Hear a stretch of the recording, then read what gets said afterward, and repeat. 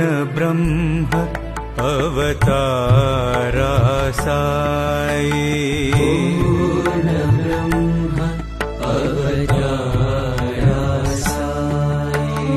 पूर्ण ब्रह्म अवतारा साई। पूर्ण ब्रह्म अवतारा साई।